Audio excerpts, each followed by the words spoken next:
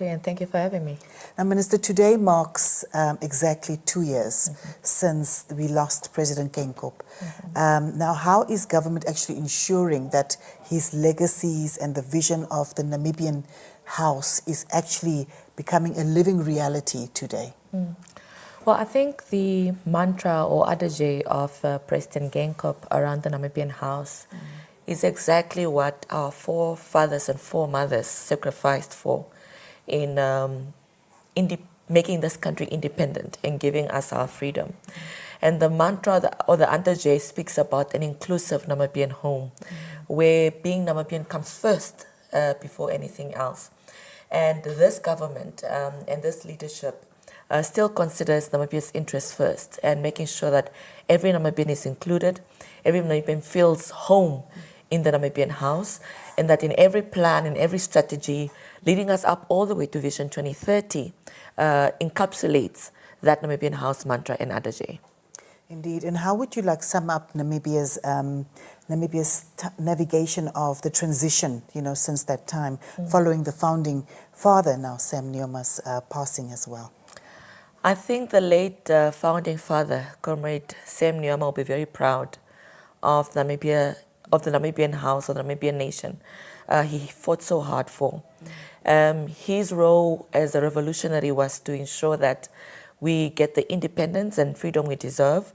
And his presidency and legacy he has left behind is ensuring that the country he fought so hard for can remain stable and forever be free and independent.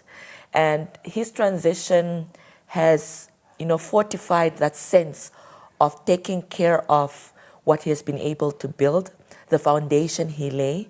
And I think the transition is not very difficult, knowing that President Nujoma taught us so many lessons through his own life, through his sacrifices, and through the many lessons he taught us in the way he led and the way he governed, and even beyond governing as president, how he allowed the country to move on with his gentle guidance through his successors.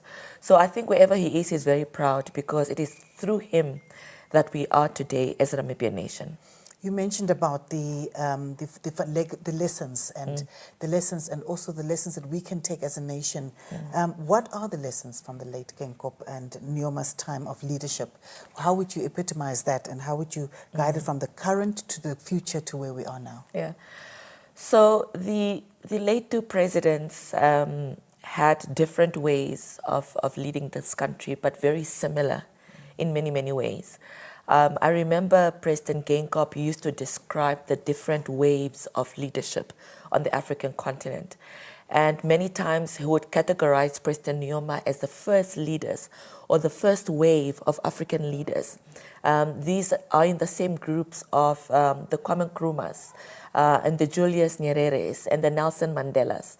That these are the first pioneers of the African political leadership. And then there's a second wave, which is our second president.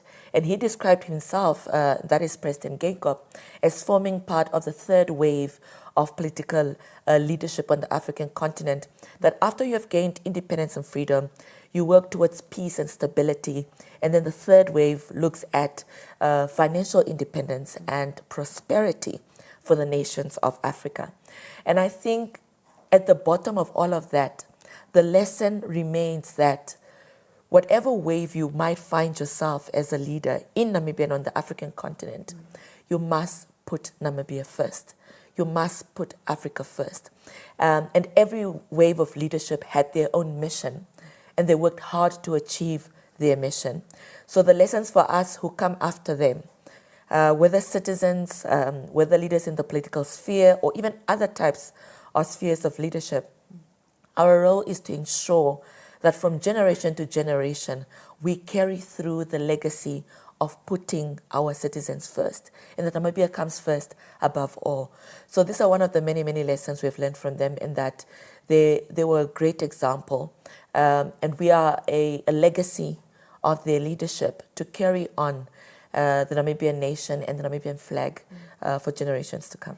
I'm sure the public would also want to know what activities are lined up or programs are lined up in terms of the official remembrance of our two late presidents and what's planned for the week ahead. Can you maybe enlighten us on that?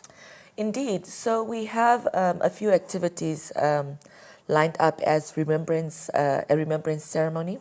The government has been in touch with the two respective families, the Nujoma and Geingob families, to see how we can harmonize the activities in remembrance of our two late presidents. I'm sure the public can appreciate that our two presidents left us very close in terms of dates. So it's only about 4 days in between the passing of our two presidents, marking 2 years for President Geingob and the first anniversary of the passing of our founding president, Dr. Shamshafishuna Nujoma.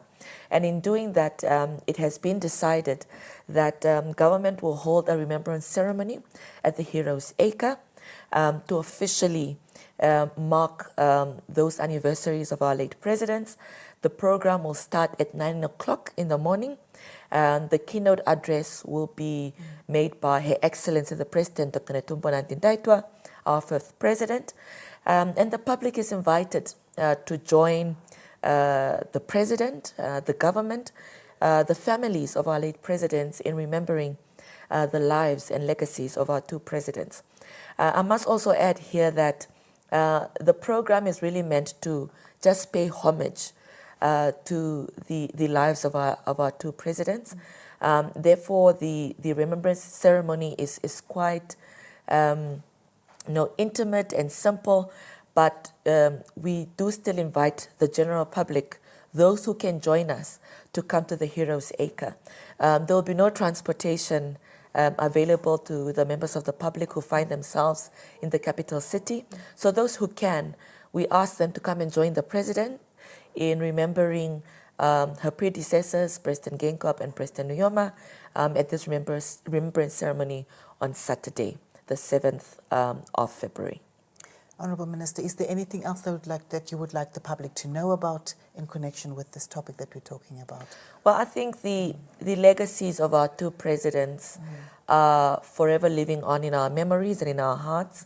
And we ask the nation, wherever they are in this country on that Saturday, to, of course, follow where they can on television, on the social media platforms, on the Ministry of ICT's social media platforms to follow the proceedings at the Heroes' Acre. But wherever you find yourself, take a moment as a Namibian citizen to reflect on the legacies of our late leaders.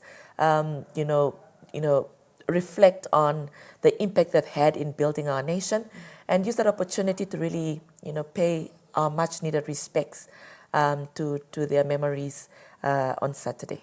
Minister Theofelus, thank you so much for your time and for being with us on the news. Thank you for having me. And that was the Minister of ICT, Emma Theofelus, talking to us about our two late presidents, that is Dr. Hage Geingob and the late founding father, Dr. Shamshafishuna Nujoma.